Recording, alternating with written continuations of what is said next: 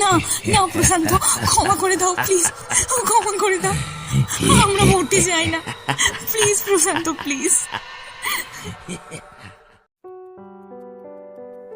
কিছু গল্প, কিছু বাস্তব, কিছু প্রেম, কিছু বন্ধুত্ব, এই সব নিয়ে সেজে উঠুক গল্প হলেও সত্যি। শুনতে থাকো গল্প হলেও সত্যি। নমস্কার, কেমন আছেন সবাই? আপনারা শুনছেন গল্প হলেও সত্যি এপিসোড নাম্বার 11। আমাদের আজকের গল্প অভিশপ্ত হানিমুন। আজকের গল্প পাঠিয়েছে মোহিত, বাড়ি আমতা। গল্প পাঠে আমি অর্ঘ্য, সহকারী হিসাবে থাকছে রিয়া। শুরু হচ্ছে আজকের গল্প।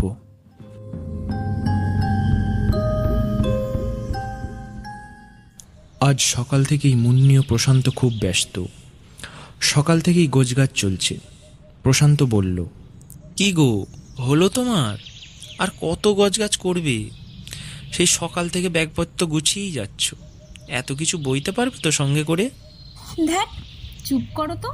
এই তো মাত্র 2টো ব্যাগ। বিয়ের পর এটা আমাদের প্রথম হানিমুন। একটু বেশি করে জামা কাপড় নিতে হবে না? প্রতিদিন নতুন নতুন জামা পরে ঘুরতে বেরোবো। মুন্নি আর প্রশান্ত এই 2 মাস হলো বিয়ে করেছে। আজ তারা হানিমুনে যাবে। প্রশান্ত অফিসে খুব বেশি দিনের ছুটি পায়নি, তাই কাছাকাছি সিকিমটা ঘুরে আসবে ঠিক করেছে। তাদের লাভ ম্যারেজ, খুব বেশি দিনের পরিচয় নয় তাদের, মাত্র 6 মাসের আলাপ, তারপরেই বিয়ে। প্রশান্তর বাবা মা কেউ নেই। তার পুরো নাম প্রশান্ত চৌধুরী। ছোটবেলা থেকেই প্রশান্ত খুবই মেধাবী। পড়াশোনায় তার জুড়ি মেলা ভার। স্কুলে বরাবর ফার্স্ট হয়েছে, কলেজেও তাই। টাকা পয়সার অভাব তার কোনোদিনই ছিল না। গ্রামের দেশে তার বাবার বড় ব্যবসা ছিল। প্রশান্ত নিজে এখন উচ্চপদস্থ সরকারি কর্মচারী।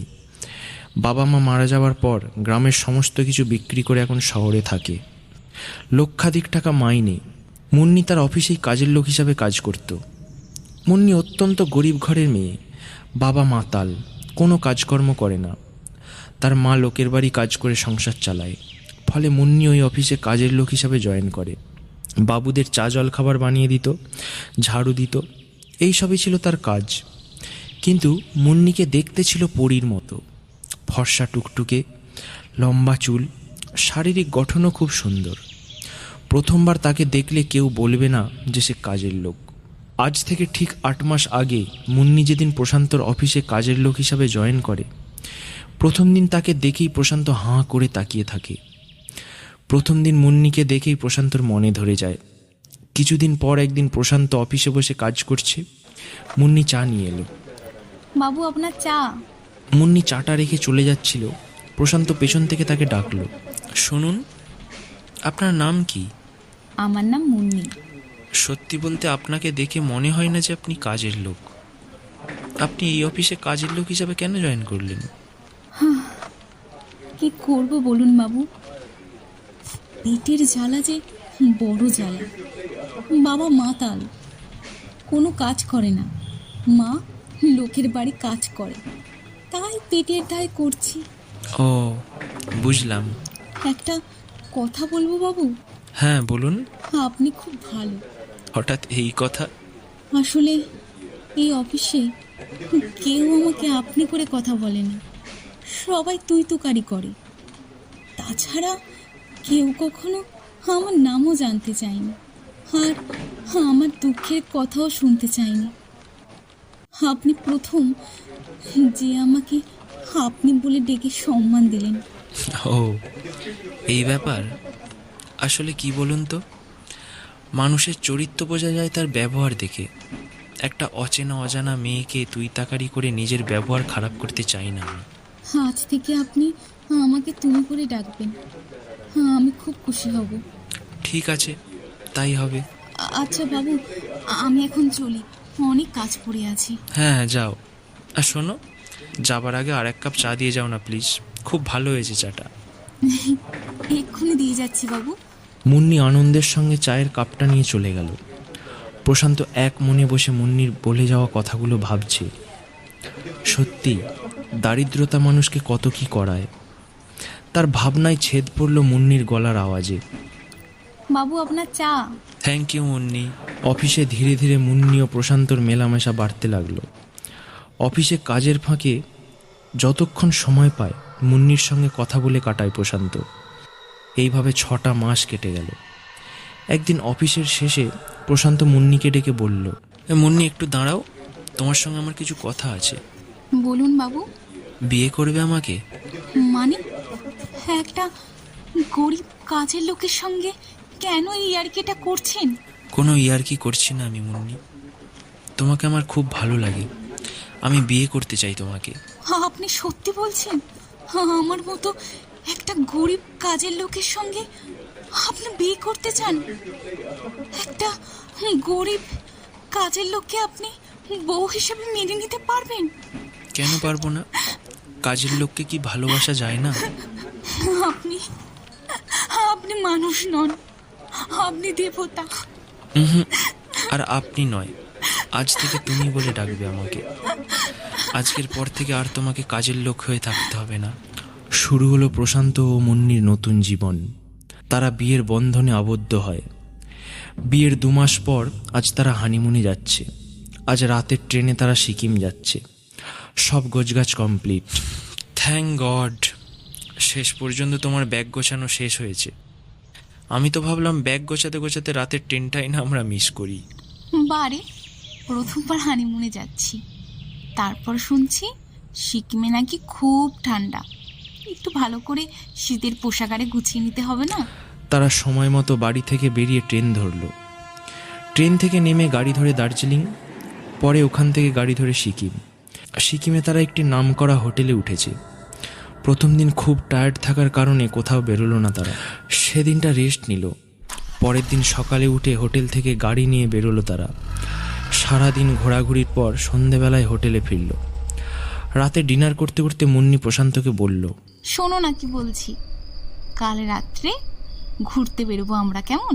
তোমার মাথার ঠিক আছে তো?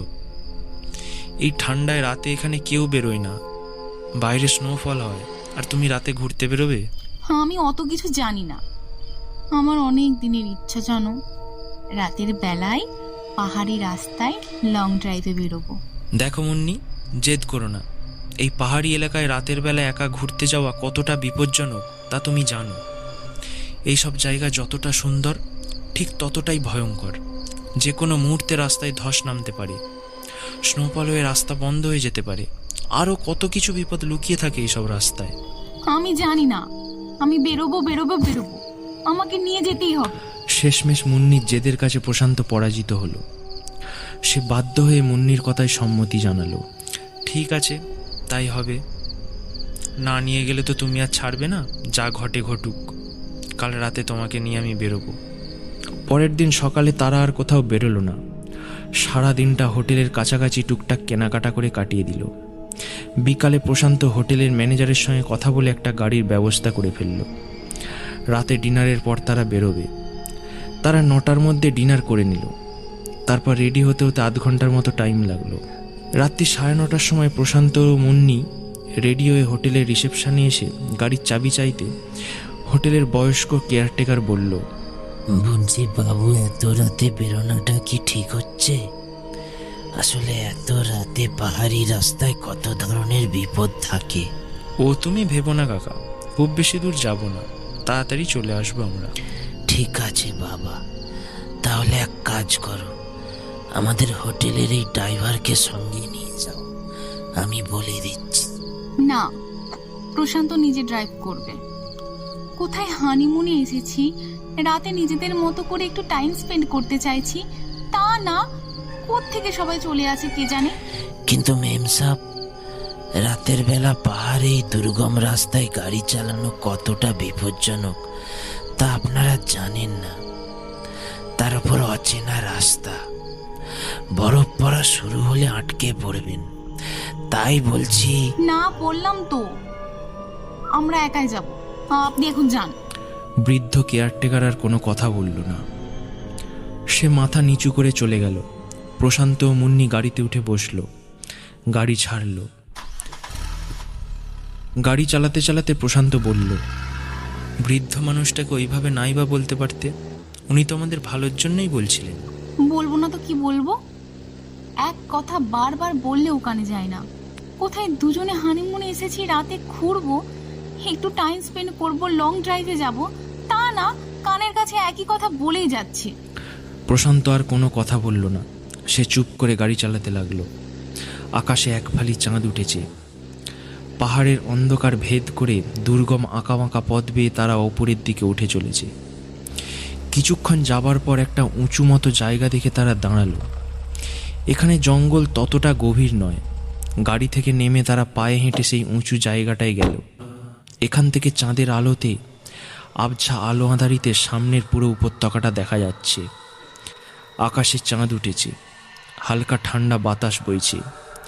যেদিকে চোখ যায় বড় বড় পাহাড় দৈত্যের মতো দাঁড়িয়ে আছে। দূরে কোথাও নিশাচর একটা পাখি দু একবার ডেকে উঠল।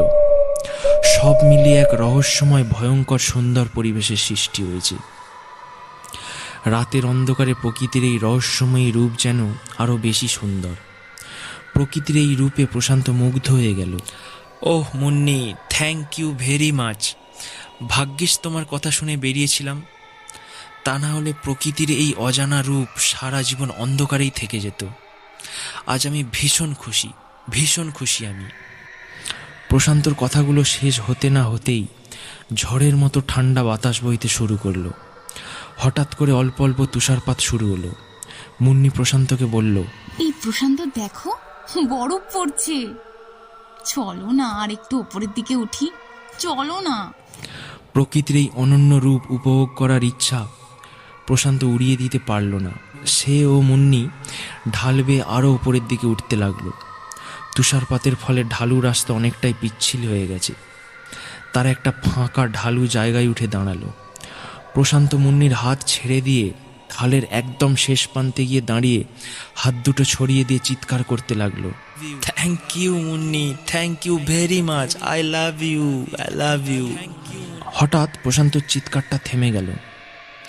আনন্দের চিৎকারটা একবারের জন্য আর্তনাদে পরিণত হলো। মনে হয় তার পাটা পিছলে গেছে। সে ঝড়ের বেগে পাহাড়ের ঢাল বেয়ে পড়ে যাচ্ছে। নিচে গভীর খাদ। দূর থেকে মুন্নির কান্না তার কানে আসছে। না না, এটা হতে পারে না, এটা হতে পারে না, না না না। কয়েক সেকেন্ড কান্নাটা তার কানে গেল। তারপরেই সব চুপ। চিরদিনের মতো প্রশান্ত পাহাড়ের কোলে ঘুমিয়ে পড়ল। গভীর খাতে তার মৃতদেহ কেউ খুঁজে পাবে না। হানিমুনে এসে গভীর রাতে রহস্যময়ী পাহাড়ের খাতে চিরনিদ্রায় চলে গেল প্রশান্ত। মুন্নি ভেজা পাথুরে মাটির ওপরেই বসে পড়ল। সে গুমড়ে গুমড়ে কেঁদে চলেছে। সেই রাতে মুন্নি সারা রাত সেখানেই বসেছিল। সকাল হতে কোনো রকমে হোটেলে ফিরে সব জানায়।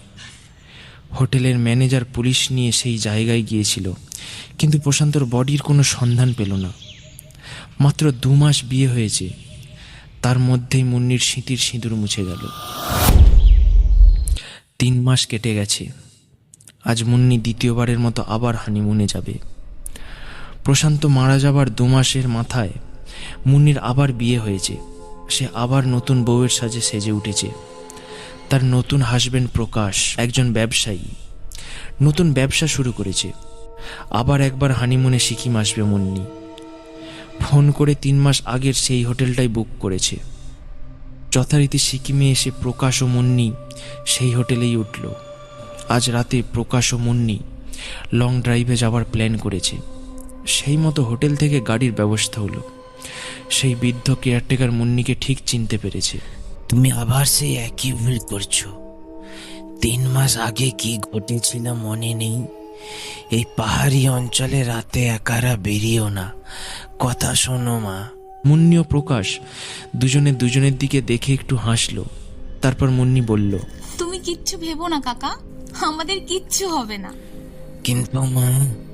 কোনো কিন্তু নয় কাকা, চিন্তা নেই, আমরা কেউই পা পিছলাবো না।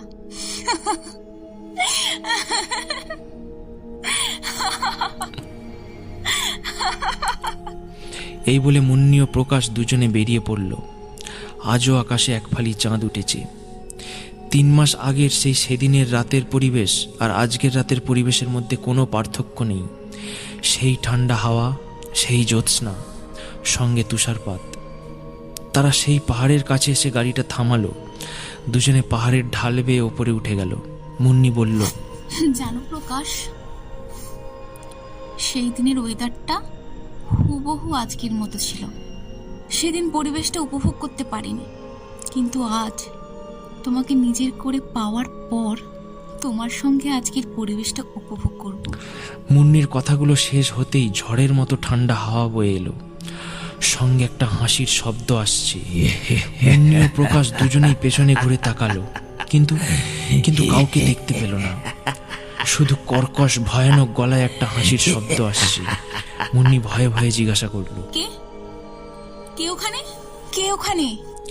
তারা দেখলো অন্ধকারের ভেতর থেকে একটা থেঁতলে যাওয়া রক্তমাখা মুখ ভেসে আসছে। মুন্নি এই মুখ খুব ভালো করে চেনে। সে ভয়ে কেঁপে উঠল। তুমি? এটা কিভাবে সম্ভব হলো? তুমি তো মরে গেছো।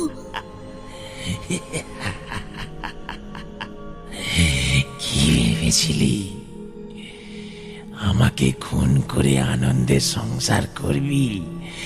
সেটা কি করে হতে দিই আমি? বল, কেন খুন করেছিলি আমায়? নাহলে আজই তোদের শেষ দিন। বলছি, আমি সব বলছি। প্রকাশ আর আমি দুজনকে অনেক দিন থেকে ভালোবাসি, কিন্তু আমাদের দুজনের আর্থিক অবস্থা ভালো ছিল না। তাই তোমার সঙ্গে পরিচয় হওয়ার পর প্রকাশকে তোমার কথা সব বলি।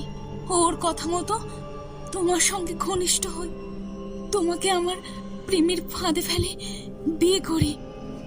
তারপর দুজনের প্ল্যান মতোই হানিমুনে এসে রাতের বেলা ঘুরতে বেরোনোর জেদ করি। তারপর এখানে এসে পেছন থেকে তোমাকে ধাক্কা মেরে ফেলে দিই। এতে কারো সন্দেহ হবে না, এটা ভাববে না কেউ যে এটা খুন। এখন তোমার সব সম্পত্তির মালিক আমি। প্রকাশও নতুন ব্যবসা শুরু করেছে তোমার টাকায়। আমাকে ক্ষমা করে দাও প্রশান্ত, আমাকে ক্ষমা করে দাও। আমি সব বলে দিয়েছি, এবার আমাকে ক্ষমা করে দাও, আমাকে ক্ষমা করে দাও। তোদের কোনো ক্ষমা হয় না, মরতে তোদের হবেই। নিজে হাতে মারবো তোদের। না না প্রশান্ত, ক্ষমা করে দাও প্লিজ, ক্ষমা করে দাও। আমরা মরতে চাই না, প্লিজ প্রশান্ত, প্লিজ।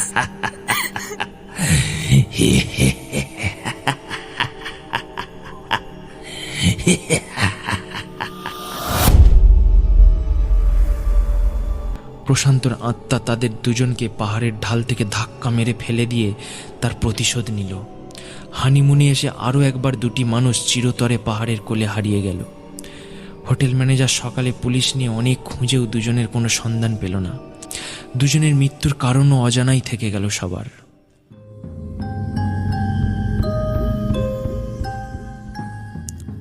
নমস্কার, এতক্ষণ আপনারা শুনছিলেন মোহিতের লেখা গল্প অভিশপ্ত হানিমুন। গল্পটা যদি ভালো লেগে থাকে একটা লাইক করবেন, একটু শেয়ার করে দেবেন, চ্যানেলে নতুন হলে সাবস্ক্রাইব করবেন। পাশে থাকার জন্য অনেক ধন্যবাদ। ভালো থাকবেন, সুস্থ থাকবেন। দেখা হচ্ছে শনিবার ঠিক রাত্রি 10টায়। শুভরাত্রি।